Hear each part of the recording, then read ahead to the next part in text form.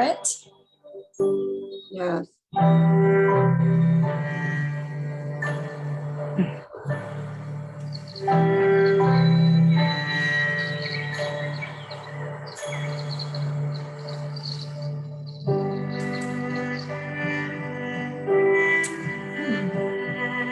Doesn't seem to be advancing.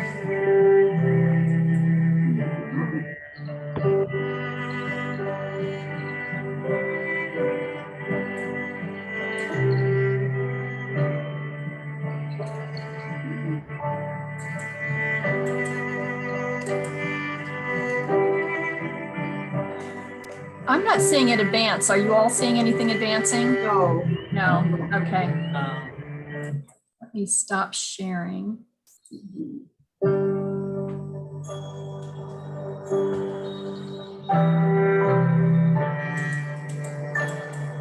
Yeah, it's unfortunately not running.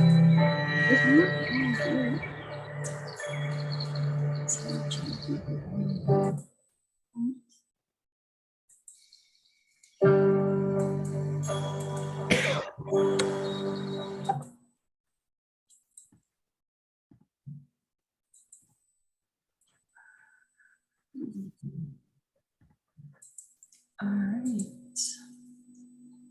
I am so sorry this is not running. It isn't, huh? Oh. Let me try sharing the screen again. I've got sound, but I don't have. Well, you know, I do have the article that Dr. Boykin and Dr. Brains wrote about the design and structure as an expression of caring. So if you would like, you know, I could maybe highlight, you know, or share some things from this particular article. It was published in the International Journal for Human Caring in 2006. And it discusses a little bit about, you know, of course, our caring-based philosophy and how that caring philosophy was not only communicated, but also shared within the context of the environment and the development of our college. And of course, we all know that Christine Lin was our major philanthropist to help us in the development of our College of Nursing building. And so the three values of the college that were set are related to making sure or supporting a caring-based philosophy in the Christine Lin College of Nursing, and also our building. And perhaps you've seen the certificate in the lobby area that we are a green building based on the LEED standards, LEED standards, and one of the first in Southeast Florida to have a green building. And then the building was built on the principles of the Chinese tradition of Feng Shui. So of course, all of us are familiar with our caring-based philosophy here at the college. And Dr. Boykin is writing in this article here about the meaning of nursing and caring within and in the communication with the architects originally, and the vision of the ripple effect of a pebble dropped into a pool of water, where from that metaphor, we began to see the expansion of the idea and ideals of caring within nursing education, research, administration, and of course, practice. And so, for example, on the floor in the major lobby area of our building, the terrazzo floor in the atrium, there is the dance of the caring persons, which was based on the caring-based philosophy of nursing. where the image, the circle of dancers, there is kind of a more of a collaborative role as opposed to any hierarchical role based on these dance of caring persons, and that those caring persons are also the foundation of Dr. Boykin and Dr. Schoenhofer's theory, you know, of nursing as caring. So, so once you walk into our building and go through doors that are welcoming and open, we see this beautiful terrazzo floor, as well as this image of the dance of the caring persons. And at the same time, on the first floor, of course, we have the welcoming for the undergraduate and graduate students area, the office. And we have the Center for Caring, and when we have special events. And then we do have the museum, which is housed, you know, to the left of the building when you come in. And within that museum are different symbols and artifacts of caring that have been secured over the last number of years. And for myself, I feel very proud that my U.S. Nurse Corps Air Force uniform is on a mannequin in the museum.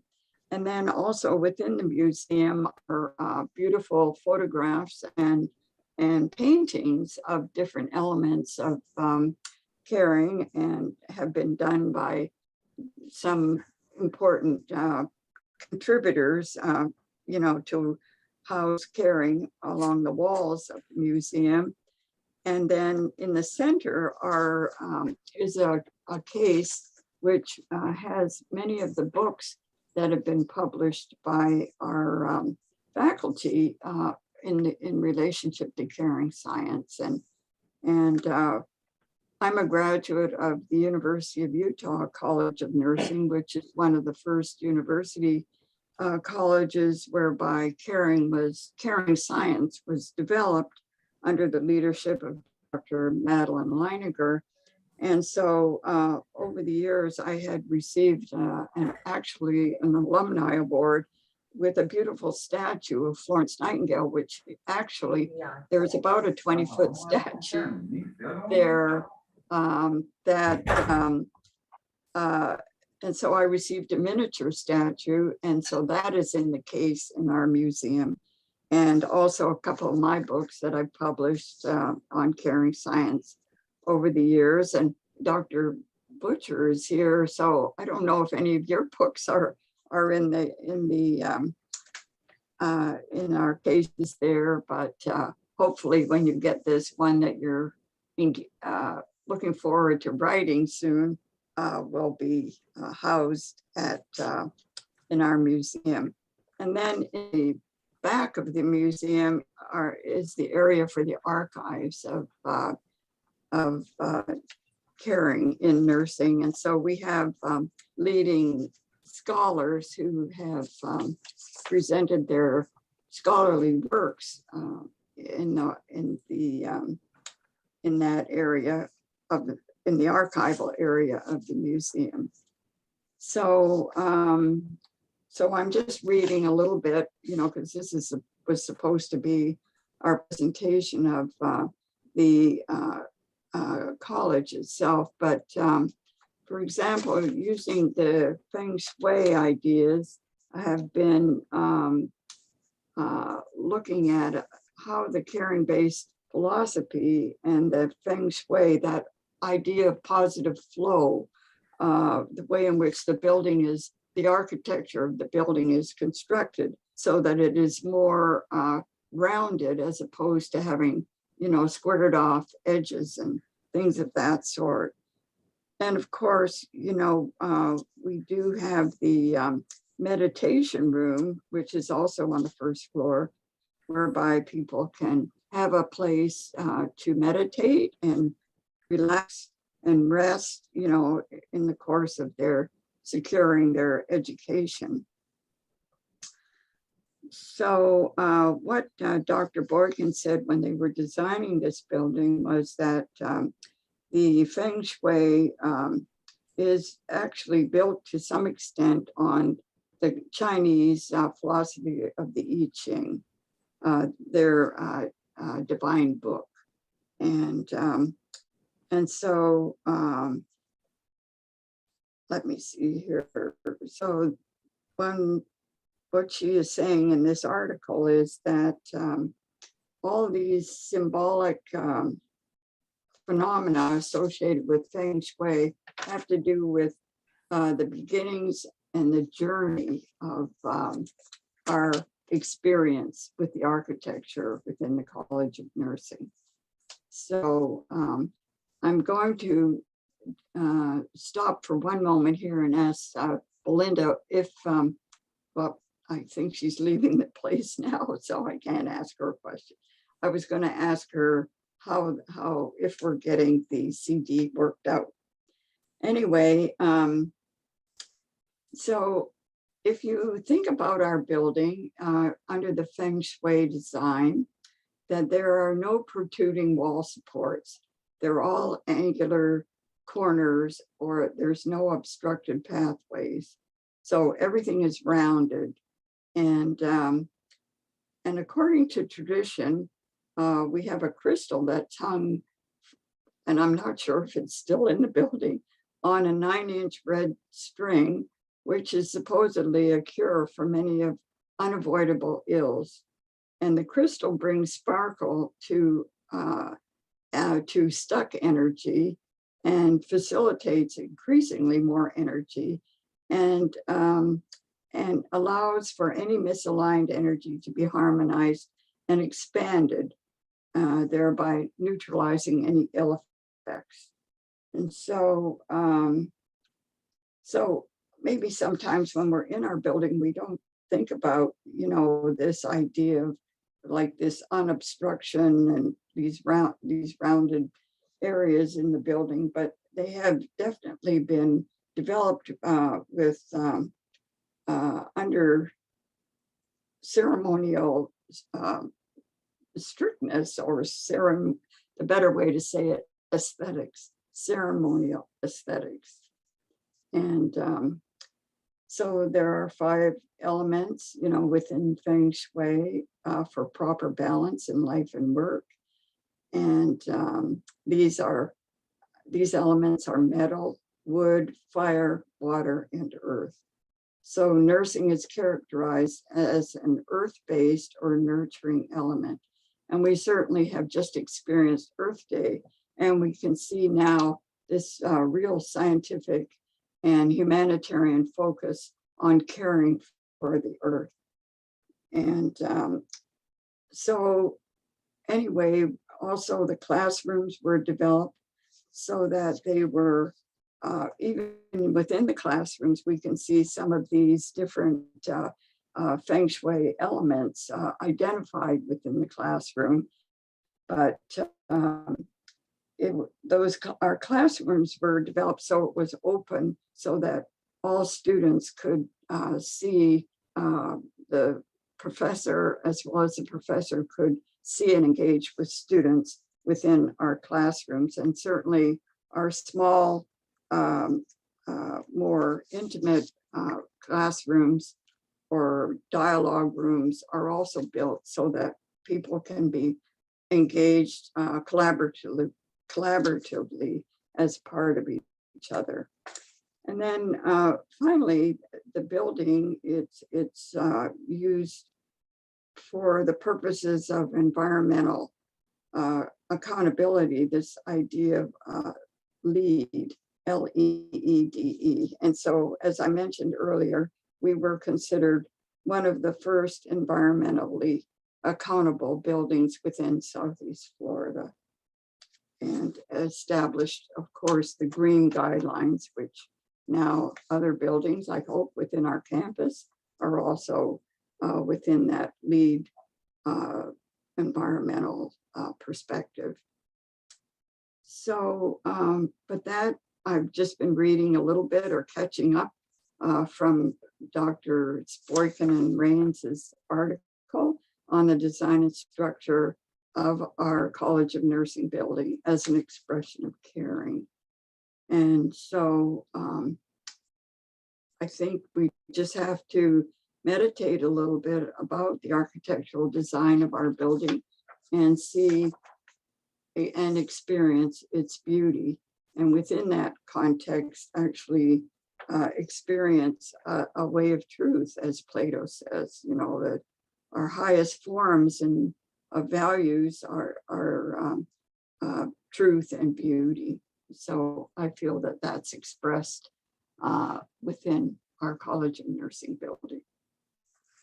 So I see that Shirley is back with us. So I'm hoping that she might have been able to retrieve this CD. Oh, you're muted. Yeah, you're Sorry, muted. I've been communicating with Terry, and it was copied as it was sent to me, so my copy is not running. I see. So Well, we were able to see the video, but the content that you're covering, Dee, is what was in the video. What was missing that you're not able to see are some of the photographs of the interior design of the building and various special activities rooms that we have. It would have been beautiful to show those pictures of our college, and rather than just have the communication about them, but because many of you are also faculty and students, you're also experiencing the building itself and engaging with it as a whole, as a oneness, which is incredibly beautiful. And anybody that comes to our college expresses how beautiful our College of Nursing building is, and how it does express and enhance our commitment to caring. So I think the next, since we don't have the CD, which is unfortunate, but sometimes these things happen. And so I was next to communicate about the archives. And as I mentioned, in the museum, we're fortunate to also have the archives of caring. And Dr. Boykin, when she was dean, she was committed to preserving the archival materials of caring science. And many of you may know that I was within that very small group in 1978 with Dr. Leininger, Dr. Watson, Dr. M. Bevis, Dr. Jody Glittenberg, Dr. Dolores Gott, Dr. Catherine Murray. Just a few of us is when Dr. Leininger and her colleague, Dr. Glittenberg, wanted to open up the idea of caring, or communicated the idea that caring is the essence of nursing. So within our small group, Dr. Gott and I were the doctoral students within the group, and we were fortunate to be able to present on the philosophy of caring.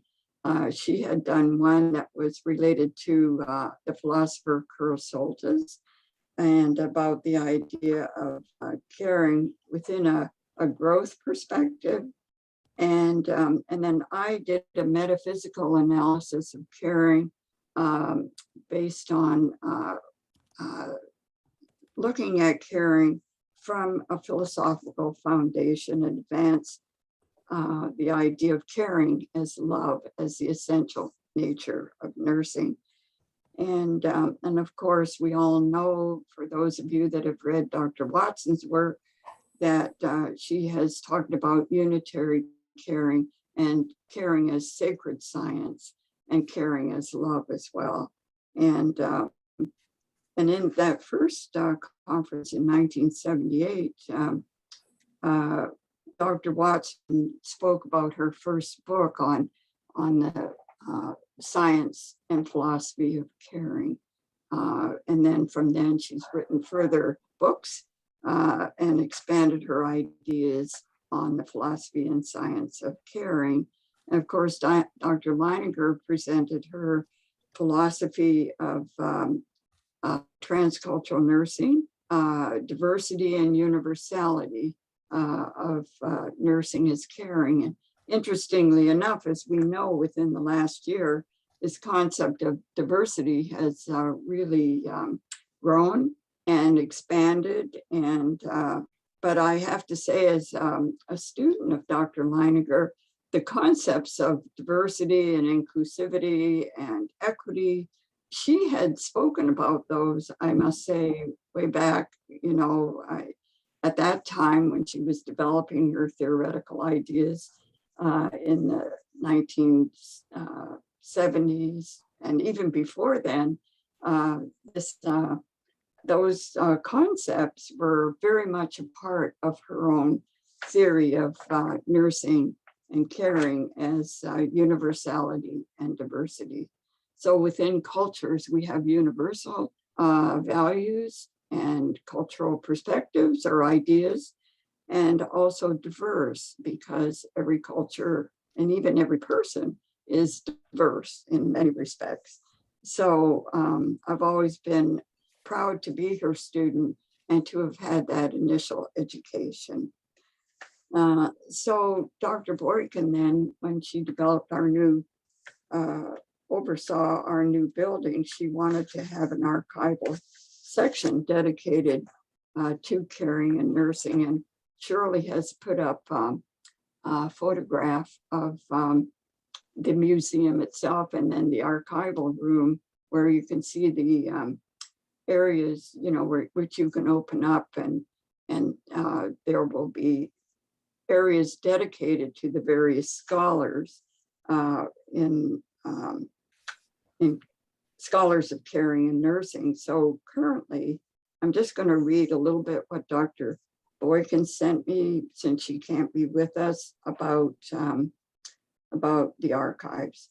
So she states, the college's philosophy of caring guided the design and structure of our college. I believe that this opportunity called for us to consider how we might contribute to the growth of the knowledge of caring over time. Creating an archives of caring seemed like a gift we could give to other scholars who shared our passion for the discipline of nursing and for advancing the knowledge of caring as an essential domain of nursing knowledge. The mission of the archives is to preserve the history of caring and foster healing environments in nursing. Invite the study of caring with historical research and encourage others, including students and faculty, to visit and be a part of the archives and share those archival ideals, or help our students visit it and share that idea with those ideals with each other. The third thing she mentioned was advance the knowledge of caring as an essential domain of knowledge in nursing. And like I mentioned, actually it was in 77 at the ANA convention, that Dr. Boykin told the group that caring is the essence of nursing. And then number 4, create meaning for the practice of nursing. So Dr. Boykin mentioned that over the years, we have collected books, found materials, paper manuscripts, research notes and recordings, correspondence, photographs, and video materials, audio recordings, and more for caring scholars, such as the late Dr. Dolores Gott, the late Dr. Madeline Leininger herself, the late Dr. Simone Roach, whom we use her 6 C's. And then the others here are myself, she has listed, Marilyn Ray, Marian Turkel, Sabina Schonifer herself, Dr. Boykin, Dr. Zane Wolf, who's the editor of the International Journal of Human Caring, Dr. Chris Swanson, Kathleen, Dr. Valentine, Dr. Marilyn Parker, and Dr. Charlotte Berry. And so we are adding to the archives with the help now of Angelica Bennett, who is our archivist. And she's also making sure that people who come to study these historical archives are oriented to the way in which these archives are selected and recorded. So Dr. Boykin states here, we are in the process of securing additional works from caring scholars. And then she stated, we are blessed to have the opportunity to offer to scholars this rich and meaningful resource. And so for myself, just since I'm the one who can kind of let you know what's about the archives, I have in there all of my earlier writings, and I don't really have any videos, but some of the other scholars have put in some videos. In terms of books, Dr.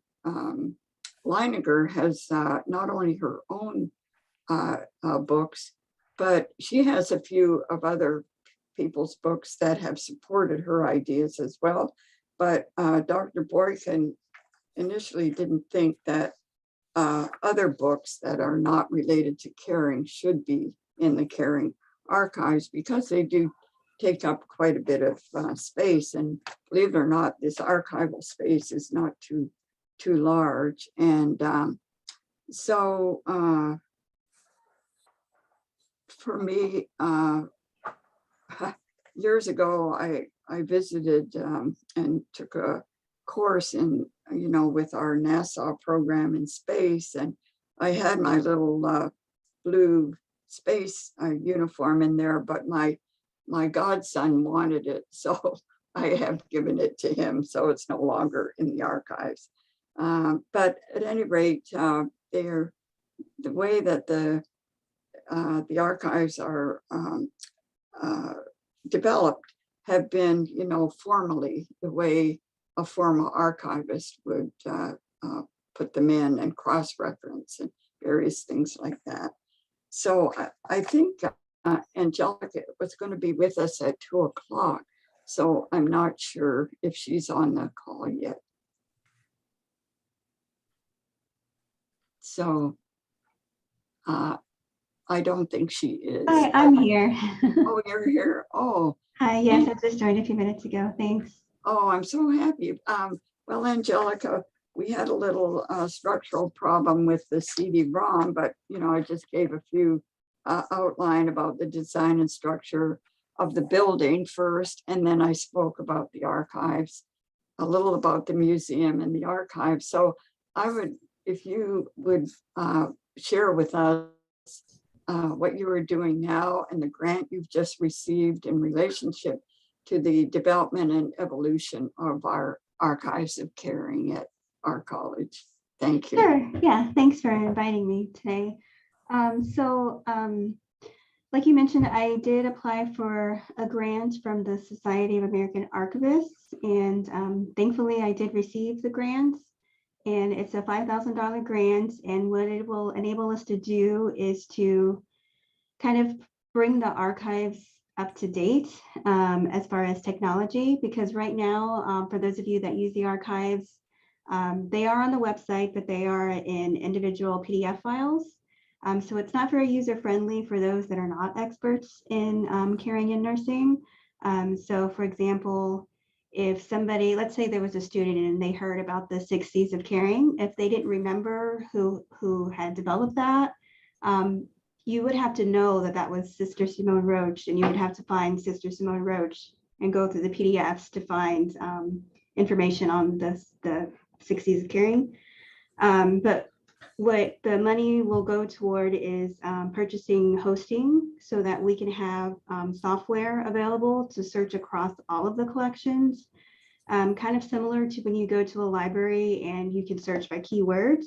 And then when you do the search, those keywords will bring up the collections that are available in the archives.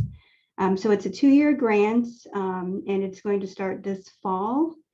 And the idea is it will kind of be like collecting data, because I'll do my best to collect data and do surveys and see how users are adapting to it and how they like it. And the idea is that even after the grant ends, that maybe we can convince the college to maybe pay for the hosting software in the future. Or if not, there are other funding opportunities. We can keep trying to continue to get funding for it. But again, the idea is to make the collections easier to search. And it will be a process. Like I said, it'll start in the fall. So the plan is by the end of year one, we'll have it implemented. And then the second year will be focused on seeing how it's working for everybody.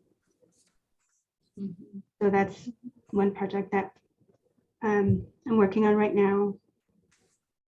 Are you doing anyone specifically, like adding to some of these earlier scholars of caring, or do you have any new people whom you're archiving their works now? I met with Dr. Boykin a couple weeks ago, and she had suggested adding information about the Anne Boykin Institute for the summer academies and the artists in residence. Mhm. And a lot of that information is available on the website, but she also sent me some links to some other materials related to that. So that's something that I'm working on right now. I haven't had any additional scholars in a while. Or actually, since I've been here, I haven't had any brand new scholars or anything that to be added. But like you said, I mean, the space is limited. Yes, I think when we were looking at the development of the archives many years ago, we didn't think, I guess, space was limited, to figure out how to put the museum information and sort of the history of caring over the course of the different conferences, and then this little space, for the archives. And the archives have to be under a certain temperature which is even colder than the museum itself, which is quite cold. And I think at the time we didn't realize, the limitation of the space in there. And this is a little backstory, but when after Dr. Leininger passed away, the friend, Miss Nelson, who was working with all of her archival materials to send to us, 150 books, boxes of books and archival material from Dr. Leininger had come. So the previous archivist, she had to do an awful lot of sorting and, how to organize all of her archival materials, because I don't believe that I think Dr. Leininger may have had it in some kind of chronology, but not to the extent that you would, to put in archives. And I think, Angelica, the archival materials are still done chronologically, aren't they? Generally, from when a person begins, identifying their topic and going through their journey, their career. Right. Yeah. And I know Claire did an amazing job with getting it all started. Yes. Yeah. And what was her name again, please? Claire was the original. And then after her was a woman named Joanna, and then me. That's right. Yeah. So I think Claire is the one that had those 150 boxes of books that they had to work with Dr. Leininger. And of course, she was a prolific writer, as well as, being she and Dr. Watson being the first scholars of the development of caring science, So, and I think eventually, I'm not sure, but I think eventually Dr. Watson would like, to have her archives here too, unless there might be a special place at the University of Colorado for her, since I worked with her when she developed the caring science in the 1980s. We were- do have a collection of Jean Watson that was started. It's still in process. So there are some items that haven't been processed yet, but there is a collection started for Jean Watson. Oh, there is, and her daughter, you know, is here in Boca Raton too, and she's the director of the Watson Caring Science Institute. And of course, the Ann Boykin Institute is you know, we interact with the Watson Caring Science Institute as well. So, but anyway, I feel very privileged to have my work in the archives of caring. And, you know, I'm still a little bit part-time here at FAU, and certainly now am also interested in the evolution of caring in terms of global health, and also articulating the idea and ideals of caring within the traditional scientific community and technological community as well. So for those of you who are doctoral students and doing your research, I mean, there are just so many unlimited opportunities for this evolutionary development of caring and caring science, not only within nursing, but within all disciplines, but now within the scientific community itself, which is, you know, using words like we do. And of course, as many of you know, in complexity science, concepts that are, and unitary caring science, this notion of everything in the universe is interconnected.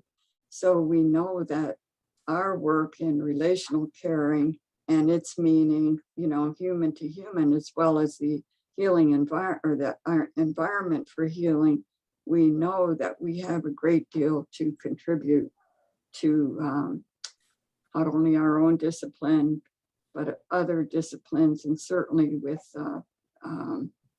Dr. Gordon's work in intentional health, holistic nursing, holistic health. You know, there are just so many critical and important opportunities for our commitment to caring science. So anyway, I think that was what I wanted to share, what Dr.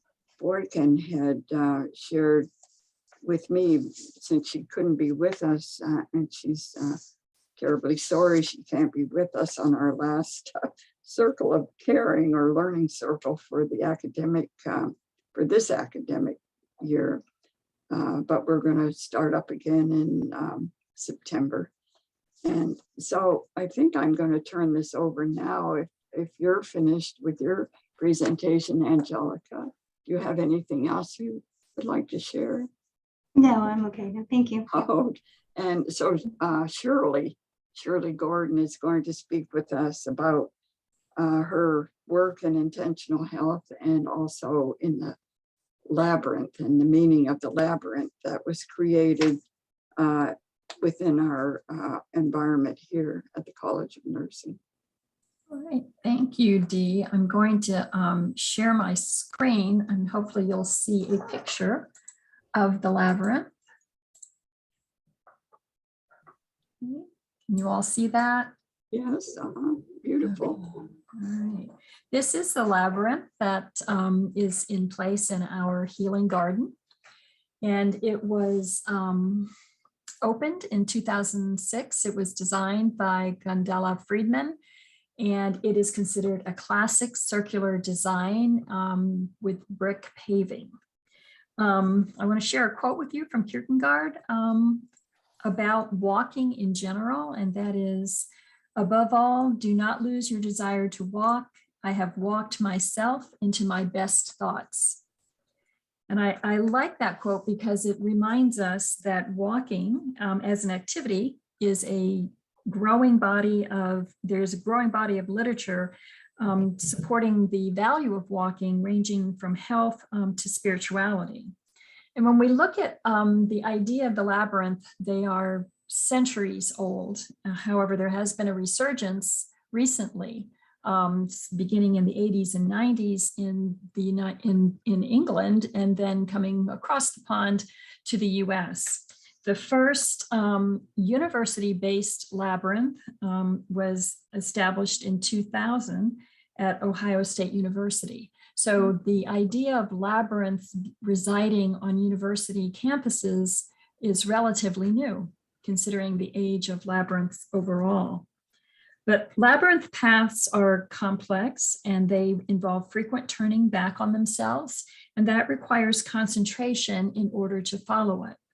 I know some of our students have said they would like if our path was a little wider, but paths in labyrinths traditionally are narrow so that it has to focus your attention. The wider the path, the less focus it takes to maintain your place on the path. So that's one of the reasons why labyrinth paths tend to be a little narrow. They provide an opportunity to slow down, to be still, even though you're still moving.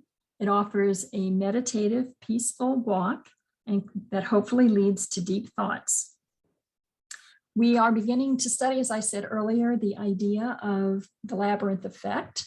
So anything from stress reduction, labyrinths have been used with patients that were experiencing illnesses such as cancer, anxiety, and depression. And for our purposes, we believe that the labyrinth parallels the nursing situation. The initial aspect as you enter a labyrinth is you have to choose to enter it. And it's considered, it's just a binary choice. You enter or you don't enter.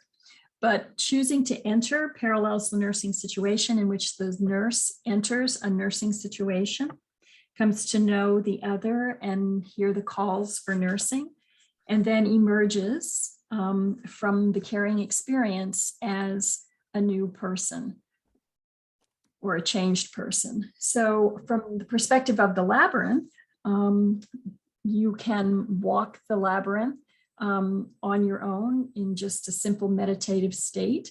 In the past, we have had labyrinth docents that have been available in the garden, and as people come into the labyrinth, they can select a concept to focus on as they're moving through the labyrinth. We do have information on our website, and let me show you our website, the Initiative for Intentional Health website. This over here, okay. So you can see what is available. Can you see the website? Uh-huh. Okay, so it gives a little bit of a background of our labyrinth, and what's interesting, and a couple things I did want to point out, is that we are listed with the Labyrinth Society. This is an international group that offers a worldwide locator. So if someone were to go into look for a labyrinth in Boca Raton, our labyrinth would come up. If they're searching for the state of Florida, our labyrinth would come up, for example. We're hoping that we will strengthen our relationship with the Labyrinth Society. I have been in contact with Franklin Feng, who is the Southeastern representative for the Labyrinth Society. And I had a really nice initial conversation with him, and we will be having a town hall in the fall to bring students, faculty, and staff together that have an interest in the labyrinth and would be willing to participate in training to become a labyrinth facilitator. And again, this will be open to faculty, students, and staff with the idea that we want to increase awareness of the labyrinth, prepare additional people to lead or facilitate labyrinth walks. In the people that we've had in the past that have done this work have all either retired or left the university.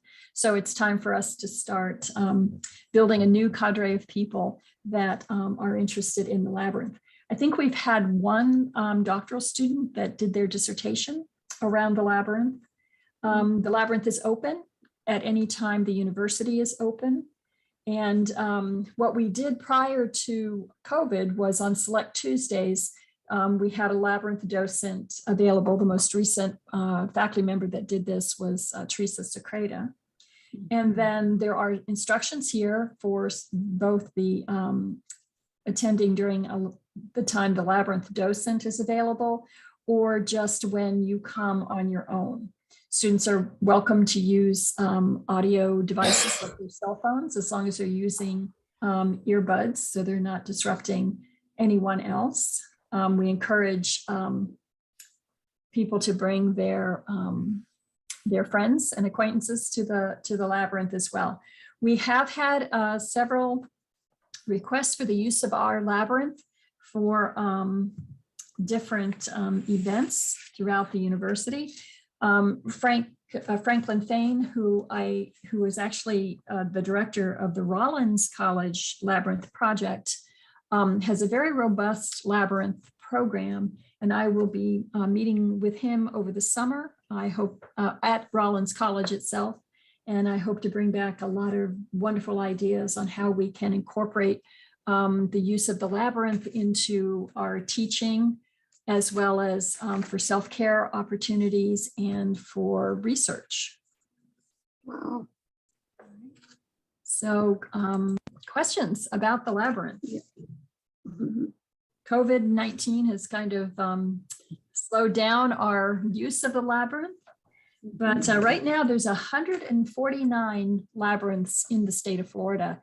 And of those 149, 6 are in university settings. So we are very fortunate to have a permanent labyrinth available for us. I didn't realize there were that many in the state of Florida in universities, you know. Yeah, I think University of Central Florida, I had a list, but I unfortunately don't have it in front of me. But yeah, there's 6 in the state of Florida. So we're already talking about bringing everyone together and sharing ideas about how they're using the Labyrinth. Rollins College uses it. They have frequent Labyrinth events. So I'm very interested in hearing what they're doing and how they're doing it. And the dean is willing to support this training for free. Frank will be coming down to FAU in the fall to meet with us, and we will co-design a training program specifically for us. So we'll be inviting people to talk about their hopes and dreams for how we might utilize the Labyrinth, and go from there. Wow. Shirley, I have a question. Mm-hmm. I'm wondering if you could talk about some of the topics. You said you had Labyrinth cards. What are, like, I was just curious as to, what are the topics on the cards? I don't have the cards in front of me. They're in my office. Okay. And Teresa developed those, but they are thoughtful concepts like love, gratitude, acceptance, those kinds of things. Okay, thank you.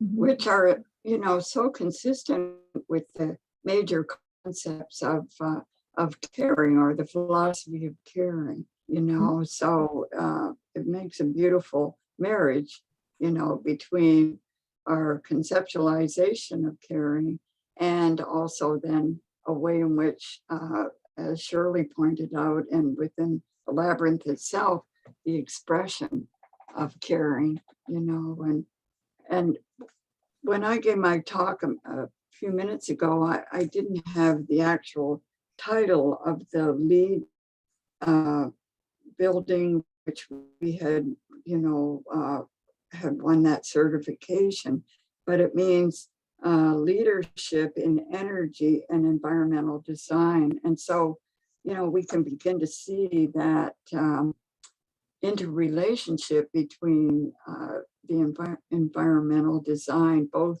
within the architecture of itself, but also this beautiful labyrinth, and the energy that is shared, with that. And so I think Dr. Butcher is on. He's written I think, Howard, you've written about energy exchange and those kinds of things.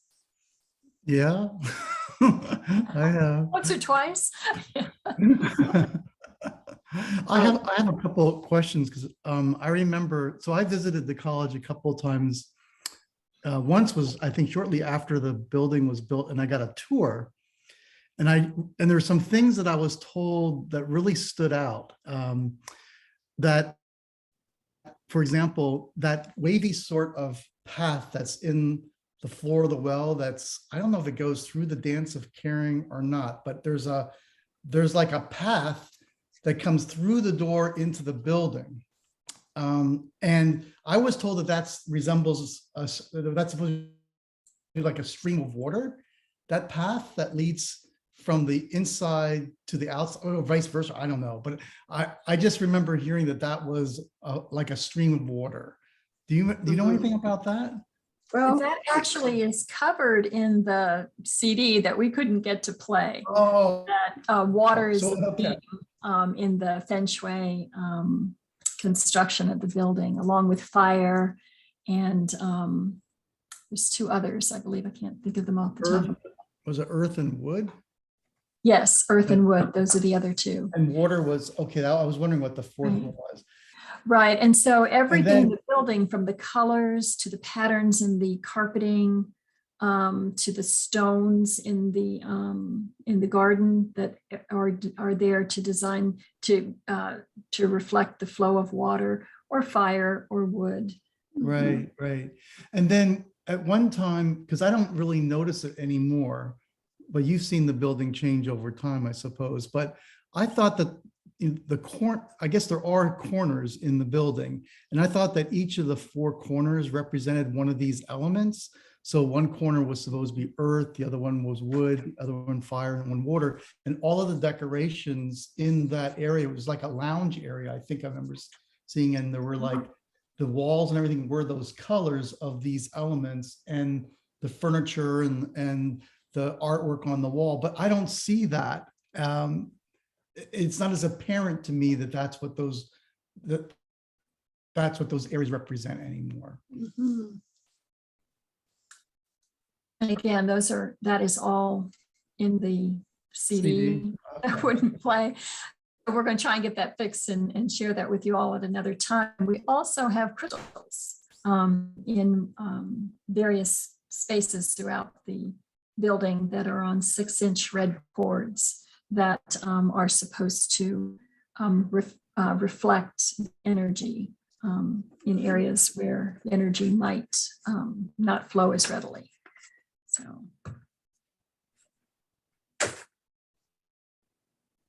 I was trying to think if in this article specifically about the application of the Feng Shui concepts in terms in this article, according to Dr. Boykin and Dr. Rains, they were saying, in terms of the design process, as the structure was designed, the placement of offices, service centers, learning spaces, and reflective retreats were thoughtfully planned.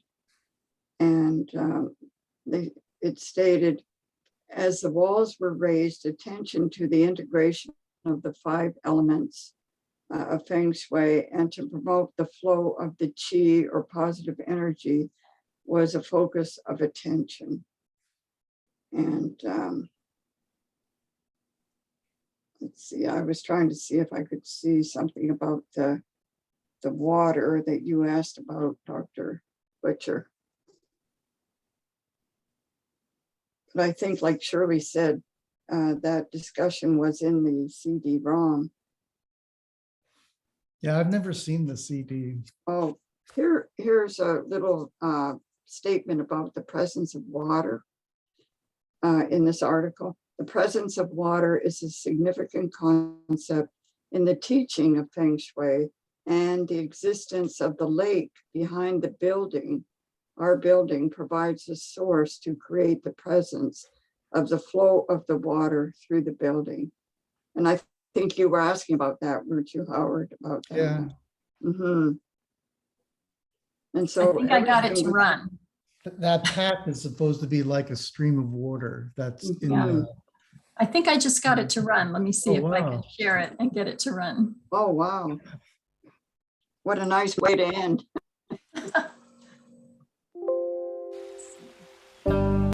Yeah, it's running. Hear it? Ooh.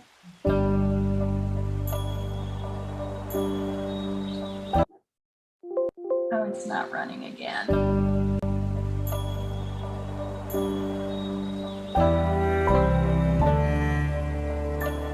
You know what? Hang on just a second. I know what happened. Wrong end.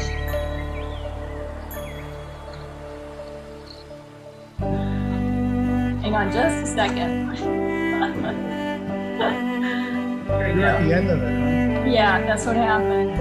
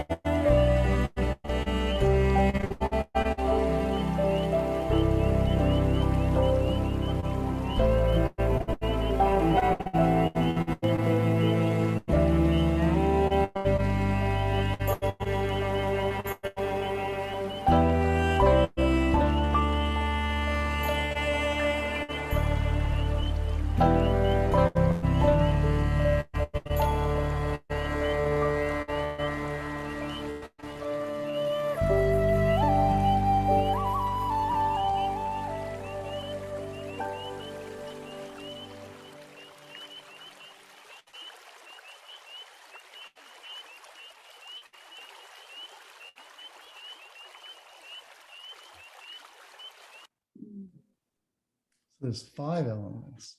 Mhm. I think these are the columns you were referring to. Mhm.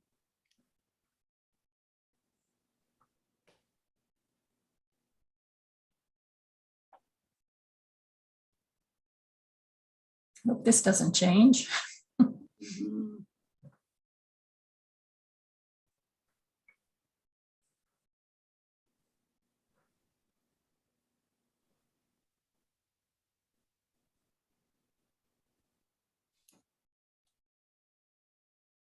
Hmm.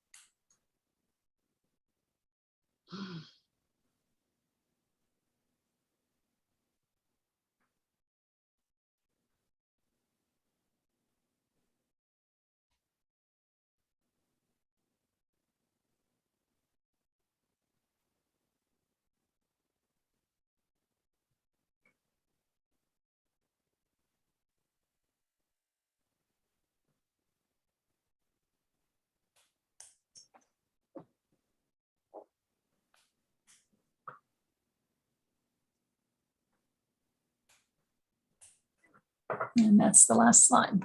Oh, wow. Just beautiful. Oops, there it goes again. See if I can. So Shirley, with the plans, I'm jumping ahead here, with the plans for the simulation building, right? All that I've heard that it's going to somehow connect to the college, right? And go off in one of the directions. But I was looking around the building, I was wondering what direction are they thinking about doing that? And are they taking consideration the structure of the building and how this could affect it? You know? Well, that's why I said I hope some of this doesn't change. Yeah, it's gonna. Hopefully they will. It'll be an architectural challenge for sure. But I'm sure there is a commitment to our building and as it was designed. So hopefully they will. We'll probably want to share this presentation with them. I don't know if we will be using the same architectural company or not. That's possible. Or maybe they could consult with them or something. But that's a good point, Howard. We don't want to lose what we have. Yeah. Do you know what direction they were thinking about going? I can't even, one direction is kind of like to the parking lot. There's beautiful trees there and everything. They can't go to the front or the back. Then the auditorium is over on the other side. So I'm just trying to figure out, where are they thinking about putting this? I don't know. heard. I don't know. I haven't been part of those conversations either. So I know it's still very much in the planning phases, but It's supposed to be close by with the bridge, isn't it? Yeah, it's supposed to connect some. To Somehow, yeah. our college. And I think the good thing, what you're asking the question, Howard, is that Christine is still going to be a part of the process of that new building. So, hopefully sharing with her and maybe, having a chance to even show her this CD again, will strike in her something very special for the new building. Mhm. yeah, I think it would be important for everybody involved to view the video. Yeah, it's not really a video. It's you have to advance the slides yourself. So. No, but it was nice because there was a narrative with it, which was great. Yeah. Mhm. Dee, can you, what were you saying about the crystal on the thread? Is that something that's visible somewhere or is it inside the ceiling? Well, They usually hang from the ceiling, and some of them have disappeared over the yeah, years. Oh, there's more than one? we used to have them in our offices. Didn't you have one years ago? Yeah, I Cheryl? still have one in my office, but I know Yeah. that some of them, and initially they were like Swarovski crystals. Mhm. And so some of them have disappeared over time. There was a story someone told me, and I didn't know if it was true, but that I was told that in the ceiling over the atrium, that there's a bunch of crystals like behind that or underneath that. Is that the case? I'm not sure. Oh, okay. Angelica just said that she has a crystal in her office. Mhm. Mhm. What I heard about the crystals was that it was in the areas where there was a square shape in the building rather than a round. And those were the areas that had the crystals. Mm, Right, it was anywhere energy didn't flow readily. That's So right. the idea of the crystal was to reflect the light and energy. So it kept the energy moving. Mhm. It's so interesting, all the thought behind what was in the building. It's just, You know, that, I mean, the curves and the arms of the chairs. symbolism. Yeah, it's really was incredibly thoughtful. Mhm. And built as an expression of caring. So it's a pretty amazing building. The other thing I was struck by looking at the pictures is, of course, those were done right after the building was completed, when everything, shiny, and some areas that need some love in our building. Mhm. and also the trees have grown since then. Yes, Especially yes. outside, there's a lot more coverage and greenery there. Mhm. And the ceremony dedicating the building was really beautiful. I Mhm. felt very privileged to say the Pledge of Allegiance in my uniform, because then my uniform was put in the museum after, when I retired from the Air Force. So that was a special occasion for me. And there was a blessing ceremony before That's the right. ground was broken. Mhm. So we were there for that as well. So Yeah. Mhm. it is a special, special building. Does anyone have any questions about the archives anymore, or anything that comes to mind? I don't know if I can answer any more, and I'm privileged to have some of my work in there.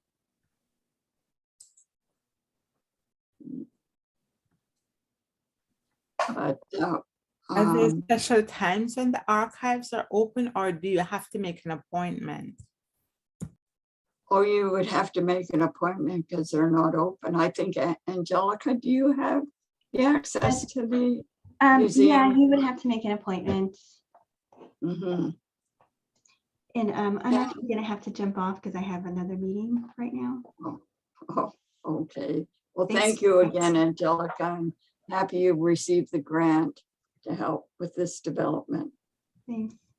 I know Dr. Zerkel, when she was teaching her graduate program in caring, one of her activities was bringing all of the students to the museum and sharing about the history that she knew, and of course, taking them to the archives, which was part of her course, so that they had that visual representation of caring and the history of caring science.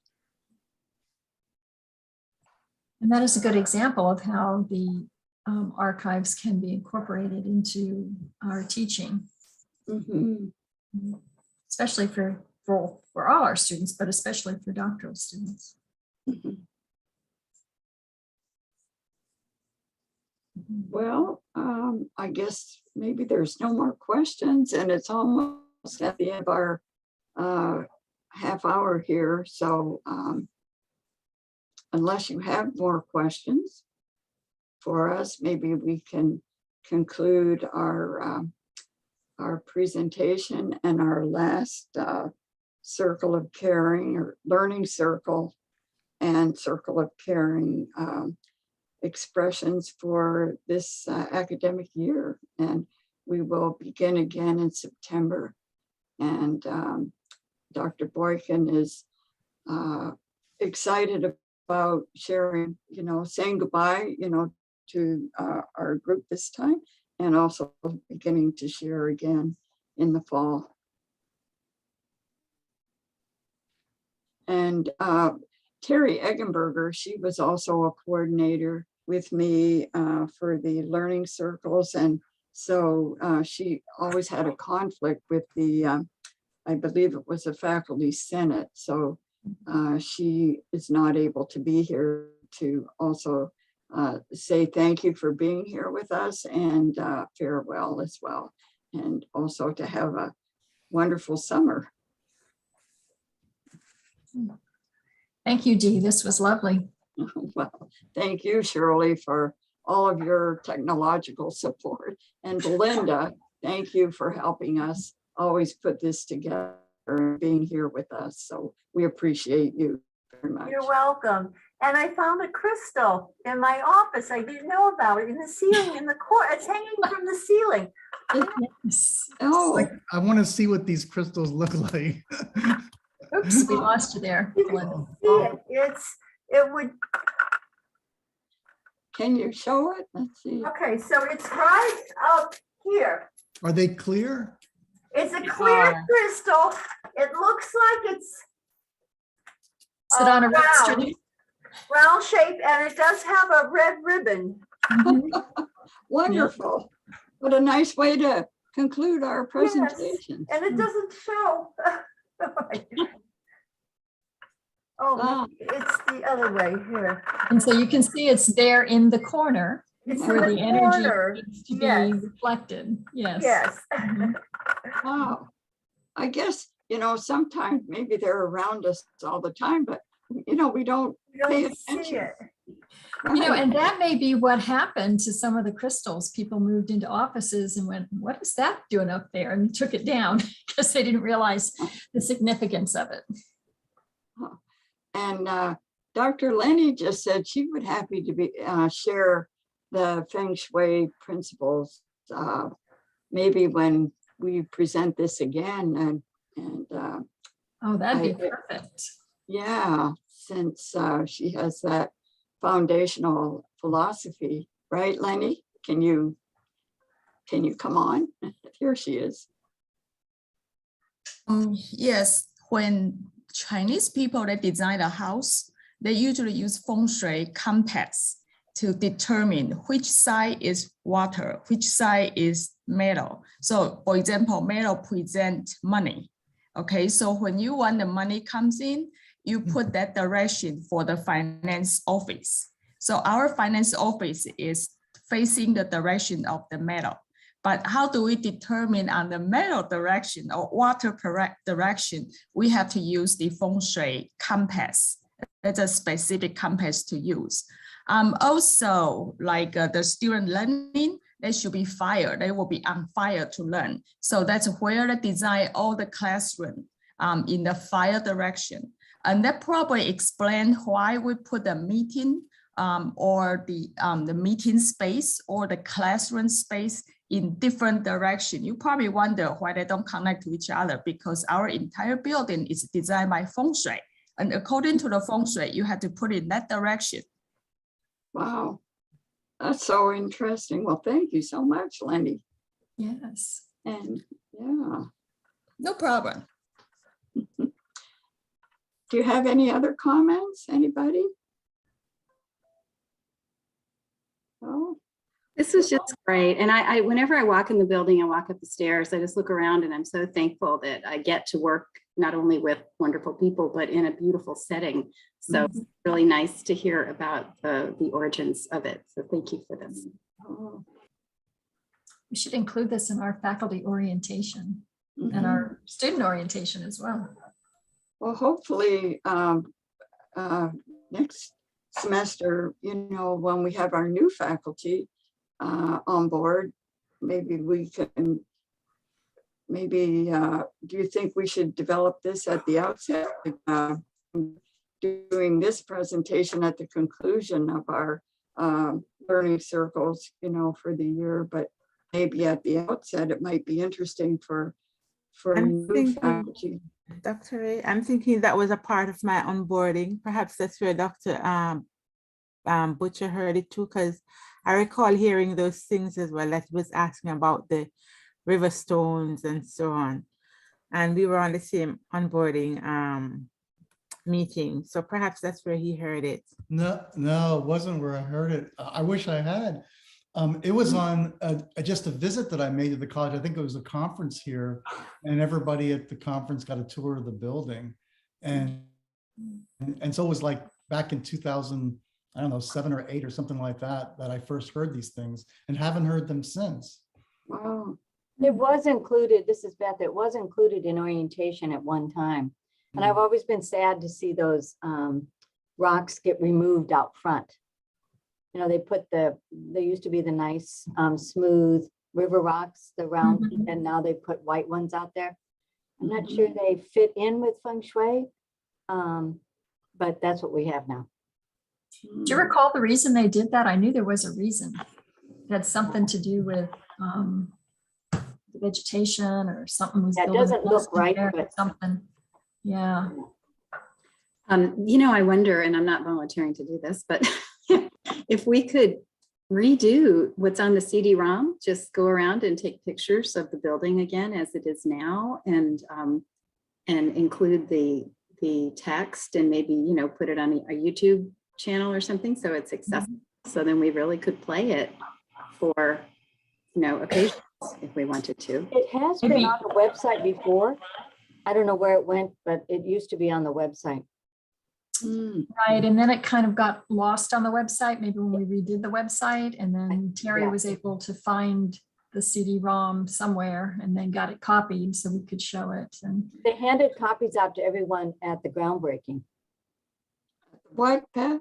They handed copies out of that CD at the groundbreaking. Oh, that's right. Yes, Oh, or the they kinda- celebration or whenever it was, maybe it was the opening, might have been the opening. it would be nice to show the original photos with some of the later Yeah. photos. That's a great idea, Marianne. Yeah, we definitely need to touch up like the furniture in the the healing garden needs to be refinished. Maybe we can spray paint those white rocks a different color. Mhm. Yeah, The white just doesn't, I don't know, it just is a little glaring. Uh-huh. Well, you can see the difference now with the aging of our furniture a little bit, right? yes, You know, yes. you know, it needs some sprucing up, so to speak, I guess, you know, Yeah, from it's That's a the little pretty well, though. Really, I love Little that. love and compassion. right. Okay, So, all right. Thank you, everybody. yeah, thank you so much. And again, thank you, Belinda, for helping us throughout this whole year. You're welcome. It was my pleasure. Thank you. Happy summer. Thank you. Nice to see you all. Thank you. Bye-bye. Thank you.